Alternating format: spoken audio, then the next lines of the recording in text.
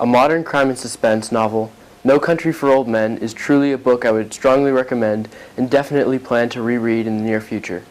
The genius behind the road, as well as all the pretty horses, Cormac McCarthy brings his talents to the blistering heat and humidity of western Texas in the thriller No Country for Old Men.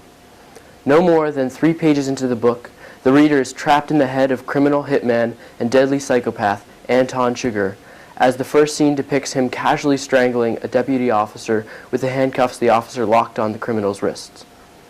The casual tone that McCarthy writes with during this scene sets the feeling of insanity and creates an image of a quiet, calm, experienced killer as Chigurh walks out of the police station's front door with his air cannon, his weapon of choice, and drives off unscathed. The way that McCarthy establishes the killing of an unnamed deputy as something that is practically enjoyable, but more so a necessary part of life for Chigurh, is beautiful, and the theme of death being something that just needs to happen in the deserts of Texas and Mexico is a recurring one throughout this novel. Although letting Cormac McCarthy immerse you into the scenes of Chigurh calmly and effortlessly killing everyday people of Texas is very entertaining, No Country for Old Men hits its stride when we switch scenes to a farmer and a hunter named Moss. Out hunting when he stumbles upon a massive drug deal gone wrong. Dead bodies left and right, with dried blood staining the desert floor, Moss looks and walks around in the drug caravan as he steps over dead bodies, with stiff fingers still gripping their machine guns and rifles. I loved how McCarthy showed off Moss's character by having him investigate the camp warily, armed with his hunting rifle.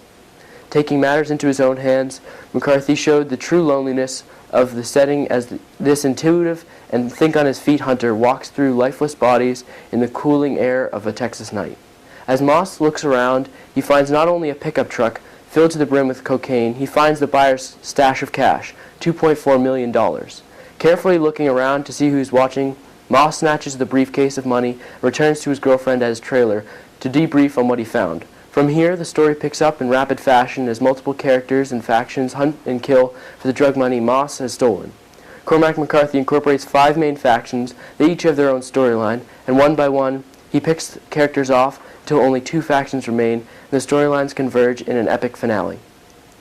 I could not put this book down as the story grabbed my attention, and every time I thought something was going to happen or someone was going to die, Cormac McCarthy slapped my anticipation in the face and completely reinvented my knowledge of the story.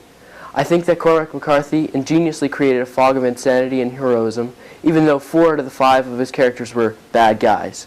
I strongly recommend that you carve out a weekend to immerse yourself into this story, and I assure you that you will not want this story to end as you watch the winning faction walk away with $2.4 million into the sunset of the Texan desert.